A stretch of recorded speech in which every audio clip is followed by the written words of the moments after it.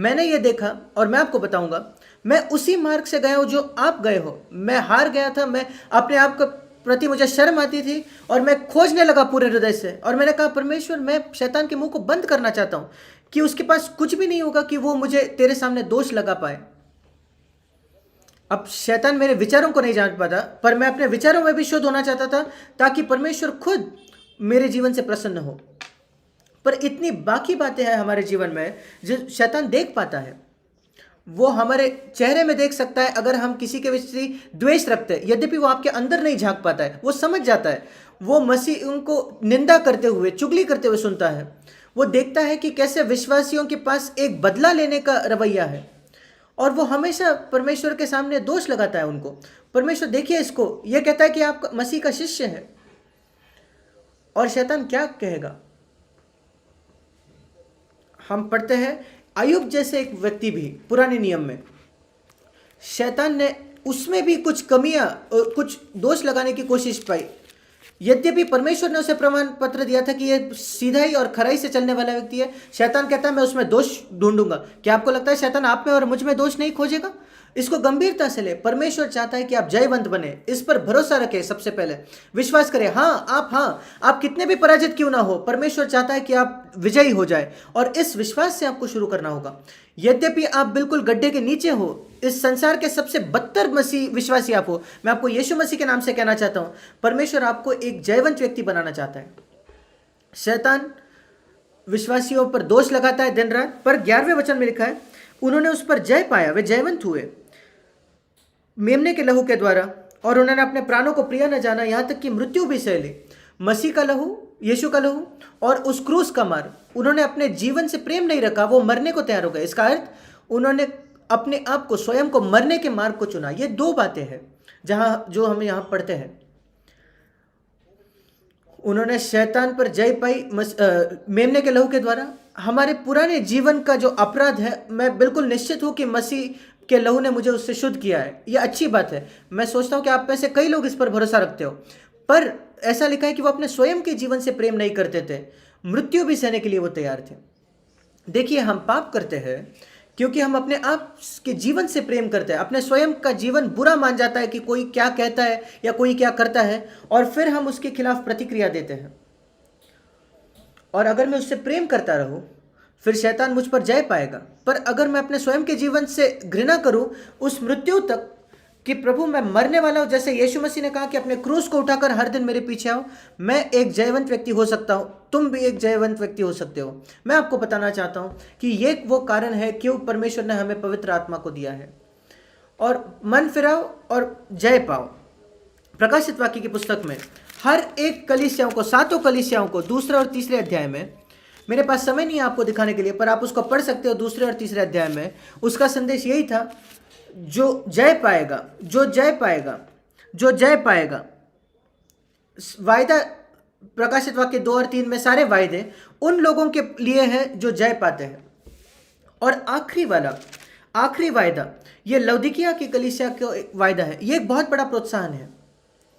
लौदीकिया की जो कलीसिया थी वो सबसे बुरी, सबसे बदतर कलीसिया थी सातों कलीसिया में। वो इतने बुरे थे कि प्रभु ने कहा वो उनको अपने मुंह से उगलने वाला था,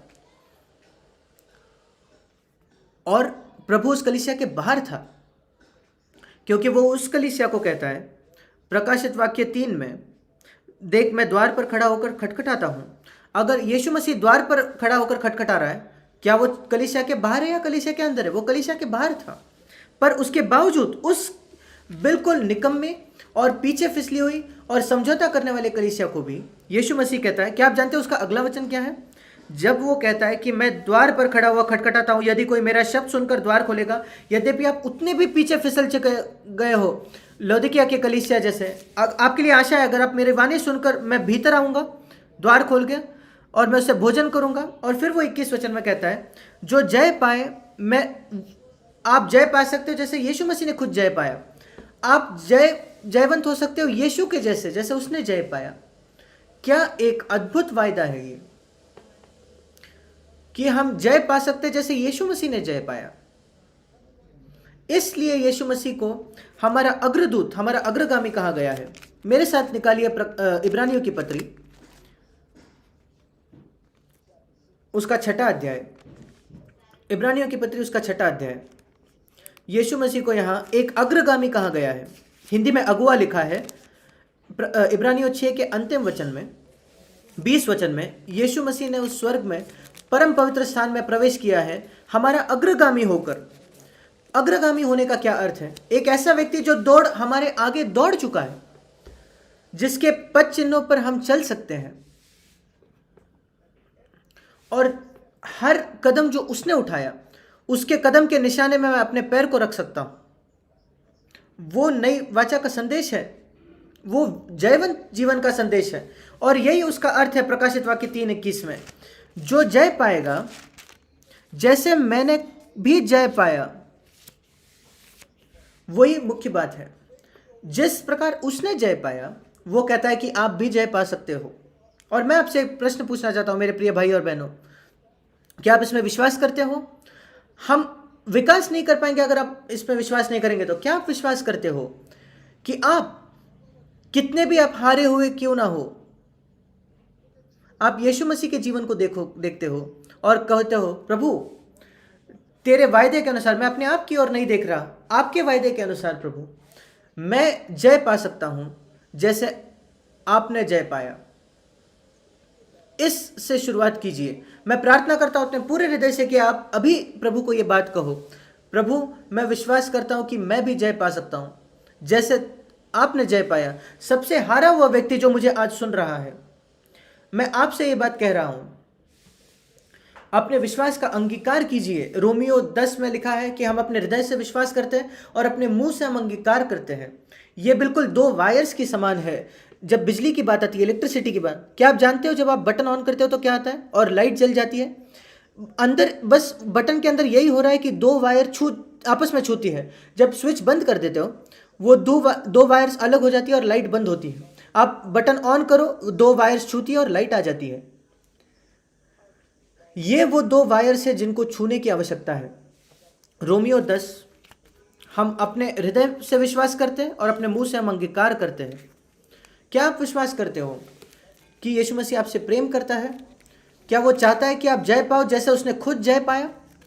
फिर कहिए, प्रभु मैं विश्वास करता हूं इस बात में। मैं ये नहीं कह रहा हूं कि वो करेगा, पर मैं इसमें विश्वास करता हूं प्रभु। ये पहले कदम है मसीह जीवन में। हर एक बात की मन फिराव के बाद विश्वास आना चाहिए।